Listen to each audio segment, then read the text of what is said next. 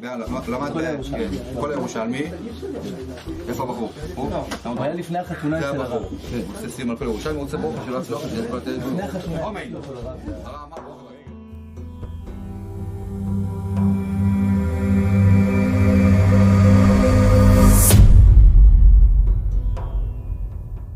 The Torah says to follow the words of the sages of the day. The laws of the Torah are only understood through these explanations of the Gedolim, and that we have a whole system of oral law that is worked out through this tradition that's given up to the Zugot, and the Zugot passed it down to the Tanaim and the Amorim, clarify those halachas. Every Jew is required to follow the Shulhan Aruch, and the Shulhan Aruch is easy to follow. For all the people who say the Shulhan Aruch is too hard to follow, that's not true. The Torah is close to you, it's not far from you. It takes learning. Once you start to learn about it, you'll start to get the hang of it. These are inherent parts of what it takes to be a Jew, and you need these clarifications from the oral law and the rulings from the sages in order to codify it. All the oral law that we have today goes back to Har Sinai and Moshe Rabbeinu, and you don't know how lucky you are to be a Jew, to have a lifestyle with a Shulhan Aruch. You're going to act in a way where you're going to have more wisdom, and that's going to extend your life, and it's going to help your parnassah, it's going to help your marriage, it's going to help you to have better kids, and it's going to help you to have better neighbors and better relationships. It's going to push you in a direction where you have better interaction with your community and your family. Everything that the sages say and everything about the oral law and the Torah is a stream of water from the tree of life itself. It gives you life. The Torah is close to you. It's not far from you. You don't need to go to a mountain to discover it. In an amazing Chiddush by the Rambam in Moreh Nevuchim, in Book 2 and in Book 3, he explains that the laws of nature are interwoven with virtue. It's blended in with how the nature works. The Rambam's pointing out the way you behave is interwoven with these other laws of nature itself. Human action with morality is intertwined with the nature. These are the structures of the way the universe is put together. And you have to make tshuva. You have to get better. For it is written, said the Gemara, do not preach, you preachers. They shall not preach to these people so that they shall not be overtaken by shade. The preachers mentioned here are the prophets who always begged Israel to better their ways.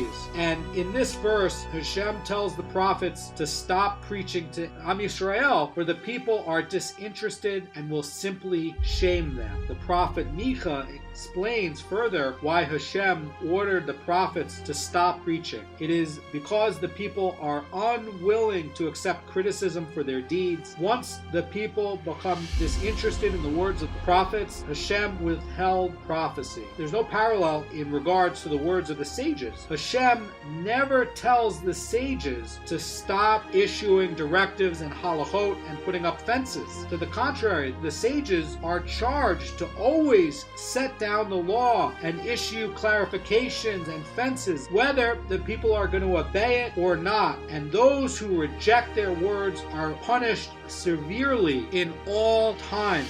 The Gemara continues, says, but here regarding the elders and the sages and the Gedolim, it is written, according to the teaching that they teach you, you shall do. This is in Devarim 17:11, because we need the explanations of the sages. You know, when you go and you look at a Masechet like Peah, those obligations of Peah, that's Doraita. But how much Peah do you leave? You can't go and just say, well, I just want to be a Torah Jew and just follow what the Torah says. You can't do it. You need the other part, which is the oral law. And because we're living in a time where they're adding all sorts of things, for instance, like in cranberry juice with the color red, it's made out of bugs. That didn't exist before. You need Gedolim who are going to tell you, yes, this is made out of an insect, this violates this part. That's why you need Hechsher today, because a lot of these processes are not done the same way as they were done before. Now, there's a key point here, and we see here in Micha, there's no such directive to tell the sages to stop. You got to listen to the sages because these Gedolim,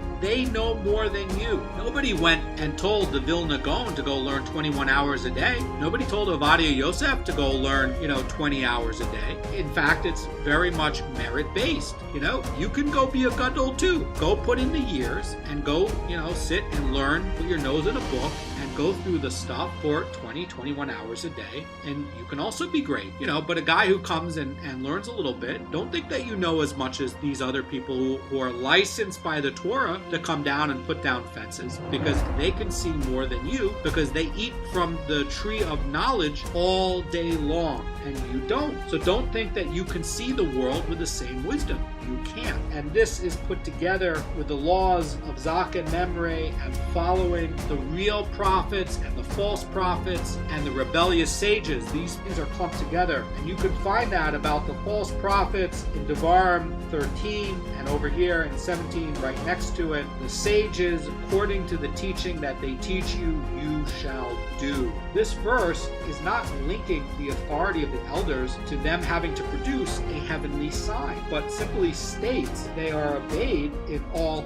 circumstances. A mamzer Talmud Chacham, that he's even greater than the Kohen Gadol, who's an Amaharetz. If he becomes a Torah scholar, can acquire a degree of greatness, and that shows us how amazing it is that when you're eating from the tree of knowledge all day long, these people who are the Gedolim of the day, they don't need to make a heavenly sign. The Torah just says Doraita that you have to listen to them in all circumstances. Everybody as a principle accepted the Shulhan Aruch, so there's nowhere to hide. That was unanimous. There's no minority about that at all. So the big question is, who are the sages? The sages are the people who are following the Shulhan Aruch and who advocate following the Shulhan Aruch. This is the tradition going back to Moshe Rabbeinu. This is the tradition that was handed down to Rabbi Akiva and passed to the Amorim and passed to the Geonim and passed down to the Rishonim. These are your forefathers. These are your grandfathers. This is the tradition, and anyone who tells you anything about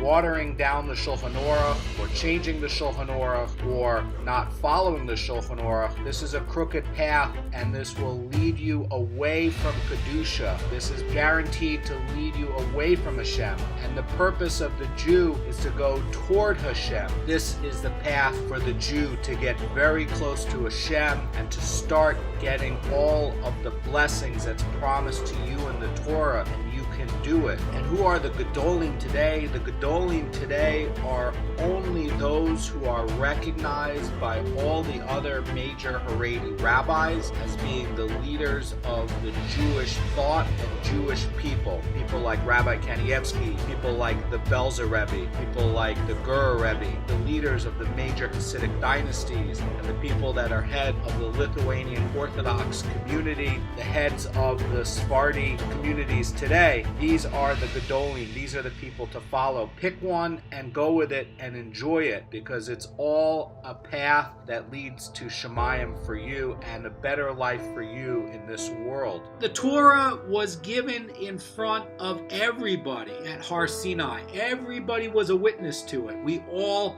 heard it. Now you have some religion that comes up and says, oh yeah, there's a mystery and you got to look at all these riddles to figure out this other contradicting theology or replacement theology, God forbid. Judaism is the only religion where everything happens in front of the Jewish people. The stipulation on final halakhic determinations left to the Torah sages. There's no riddles here. The theology is given openly to the Jewish people. Follow the way of the sages. That is eternal. It is unchangeable, and it's for your good. As the Torah says, these statutes are for you to live, to get life, to get blessing, to get bracha. So these are not a burden. These are to water you so you can grow to be the strongest, healthiest version of yourself.